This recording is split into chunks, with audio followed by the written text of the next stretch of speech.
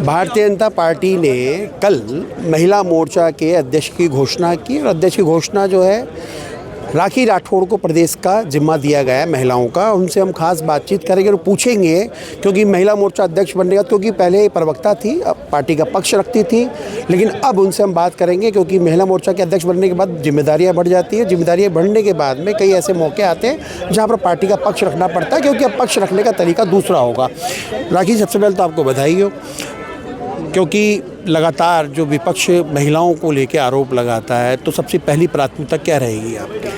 देखिए, मैं सबसे पहले हमारे प्रदेश नेतृत्व को बहुत बहुत धन्यवाद देना चाहूँगी। हमारे प्रदेश के अध्यक्ष आदरणीय मदन राठौड़ जी, प्रदेश के मुख्यमंत्री भजन लाल शर्मा जी को धन्यवाद देना चाहूँगी कि मुझ जैसी एक छोटी सी कार्यकर्ता को इतना बड़ा दायित्व दिया। प्रवक्ता के रूप में मैं पहले काम कर रही थी और अब जो दायित्व नया मिला है मुझे महिला मोर्चा का, उसको भी पूरी तरह से जो उम्मीदें मुझसे हैं उस तरह से पूरा करने का मैं प्रयास करूँगी। महिलाओं की, देखिए, जब हम 2023 में इलेक्शंस में आए थे तो सबसे बड़ा मुद्दा जो था वो पेपर लीक और महिलाओं के प्रति बढ़ता हुआ अपराध था। एनसीआरबी की लगातार 4 साल की रिपोर्ट में हम दुष्कर्म में नंबर 1 थे। हमने विधानसभा के अंदर ये तो मर्दों का प्रदेश है इसलिए दुष्कर्म के केस ज़्यादा है, इस तरह के स्टेटमेंट सुने। लेकिन 15 दिसंबर 2023 के दिन, जिस दिन भजन लाल जी ने अपनी शपथ ग्रहण की, उस दिन से ही लगातार काम करते हुए आज 15% दुष्कर्म के केसेस में जो कमी हुई है वो उनके अथक प्रयास का नतीजा है। क्योंकि जो विरासत आपको किसी भी स्टेट की मिली है वो बहुत इंपॉर्टेंट है और उस विरासत के साथ जब आगे बढ़ते हैं तो ये फिगर मैं मानूंगी कि बहुत अच्छा फिगर है। महिलाएं सुरक्षित हों, वो हमारे प्रदेश के अंदर एक कॉन्फिडेंस लेवल उनका बढ़ सके, जो सरकार की योजनाएं हैं उनका लाभ उन तक पहुंच सके। और आदरणीय मोदी जी का जो नारी शक्ति वंदन अधिनियम है जिसमें 33% आरक्षण है, उसका लाभ राजस्थान की जनता, राजस्थान की महिलाओं को मिल सके, ऐसा हम लोग अपनी टीम के साथ में सुनिश्चित करेंगे। साथ ही महिलाएं जो हैं वो आगे बढ़ चढ़ के कैसे काम कर सकती हैं संगठन के कामों में और क्या योगदान कर सकती हैं, इसका भी हम विचार करके एक नई टीम के माध्यम से एक ऊर्जा का संचार न केवल संगठन में बल्कि महिला मोर्चा में भी करेंगे। क्योंकि सबसे बड़ा अगर टास्क देखा जाए, क्योंकि महिला मोर्चा की प्रदेश अध्यक्ष बनी है, महिलाओं को, क्योंकि घर गृहस्थी वाली महिलाएं हैं, तो उनको पार्टी से कैसे आप जोड़ेंगी, क्योंकि नई टीम बनाएंगी, कैसे वो पार्टी के प्रति योगदान रहेगा, कैसे उनका इस्तेमाल करेंगी, कैसे आप उनको पद, बहुत सारी चीज़ें ऐसी है कि किन मोर्चों पर किन को कैसे सेट करना, उसके बारे में क्या रणनीति? देखिए, सबसे पहले जो है किसी भी व्यक्ति का, चाहे वो महिला हो पुरुष हो, उसका सोच जो है वो हमारे साथ जुड़नी चाहिए। जैसे राष्ट्र प्रथम की एक भावना के साथ भारतीय जनता पार्टी काम करती है। राष्ट्र प्रथम की भावना, साथ में जो हमारे कल्याणकारी योजनाएं हैं महिलाओं के लिए, उनके साथ महिलाओं को जोड़ना। मैं ये समझती हूँ कि ये 2 चीज़ें किसी भी महिला को घर से बाहर निकल के राष्ट्र निर्माण में अपना योगदान देने के लिए एक बहुत बड़ी कड़ी होगी। हम महिलाओं तक जाएंगे। आपने देखा बिहार में, उससे पहले दिल्ली में, महाराष्ट्र में, एमपी में एक महिला शक्ति थी जिसने भारतीय जनता पार्टी के विजन को जो है वो अपना समर्थन दिया। वैसा ही समर्थन यहाँ पर भी हमें लगातार मिलता रहे और अब के आगे आने वाले चुनाव में ना पेपर लीक की कोई समस्या हो, ना महिला अपराध की कोई समस्या हो, जो लगातार रही हमारे पिछले कांग्रेस पार्टी के कार्यकाल में। इस बार हम चाहते हैं कि पानी की प्रॉपर व्यवस्था, बिजली की प्रॉपर व्यवस्था, महिला सुरक्षित महसूस करें, युवाओं को यहाँ रोज़गार मिले, हमारे राजस्थान के युवाओं को पलायन ना करना पड़े।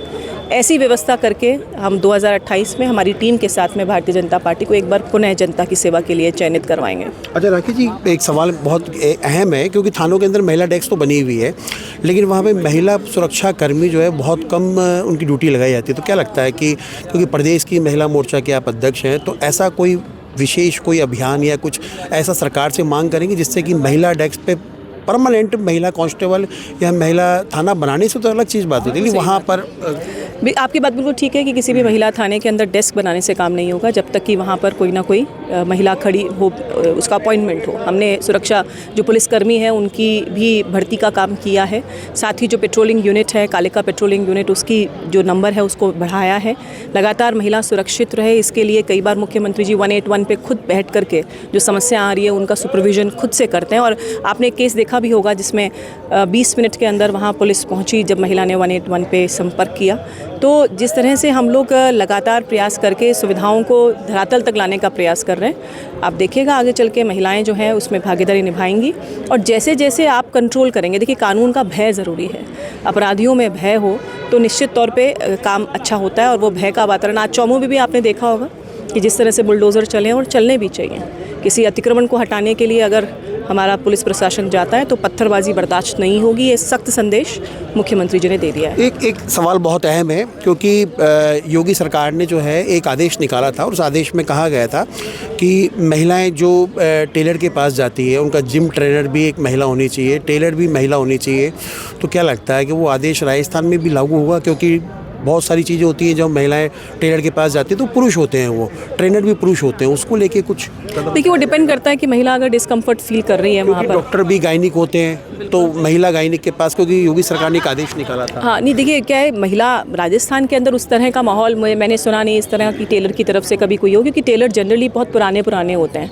तो अगर वो कंफर्टेबल है तब तो कोई समस्या नहीं है। अदरवाइज़ मैं तो यही निवेदन करूंगी कि महिला टेलर के पास ही जाएं। अगर हम महिलाएं ही बॉयकॉट करेंगे ऐसे पुरुष का जो बदतमीज़ी कर रही हो, कि देखिए एक तो सरकार की तरफ से एक्शन होता है, एक समाज की तरफ से एक्शन होता है। सामाजिक तौर पे अगर बहिष्कार करेंगे तो ऐसा टेलर सर्वाइव नहीं कर पाएगा। मैं चाहती हूँ कि महिलाएँ सिर्फ और सिर्फ सरकार के प्रति नहीं हो कि यार वो करेंगे तब कुछ होगा, खुद भी सक्षम बने और सक्षम बन करके इस तरह की जो स्थिति बनती है उसको ख़त्म करने का और इसको अवॉइड करने का प्रयास करें। अच्छा, ये सवाल एक बड़ा अटपटा सा है, क्योंकि आप पार्षद रहिए, चेयरमैन रहिए, क्योंकि अब आपके महिला मोर्चा अध्यक्ष बनने के बाद में वो सीट खाली हो गई है, तो आपकी तरह आपके वार्ड में कोई योग्य महिला जिसको आप बोल सकें कि ये पार्षद बन सकती है? देखिए पार्षद का जो सीट होती है उसमें लॉटरी निकलेगी, तो अभी मालूम नहीं है। जब तक ये चुनाव आएंगे तब तक लॉटरी से मालूम चलेगा कि वो सीट किसके लिए आरक्षित होगी, महिला के लिए, पुरुष के लिए, कौन सी वर्ग के लिए होगी, ये मालूम नहीं है। अगर होगा तो हम में से ही एक आएगा, जो भी आएगा भारतीय जनता पार्टी का कार्यकर्ता आएगा और जनता के कामों के लिए समर्पित कार्यकर्ता आएगा। तो बिल्कुल देखिए, ये थी राखी राठौड़ और उन्होंने अपनी जो है आगे का विज़न बताया।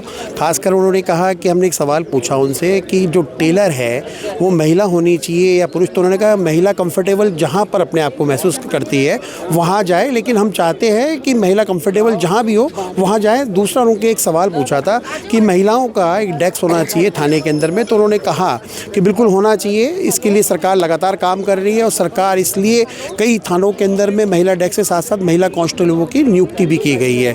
लेकिन अब आने वाला समय बताएगा, कल उनकी नियुक्ति हुई है, उसके बाद में कितना वो काम करती है, नारी शक्ति की बात करती है। अब इनके 3 साल 4 साल जब भी रहती हैं वो, ये अपने कार्यकाल में कितनी छाप छोड़ के आती है, ये तो वक्त बताएगा। फिलहाल Manoj Sharma, news watch India, Jaipur.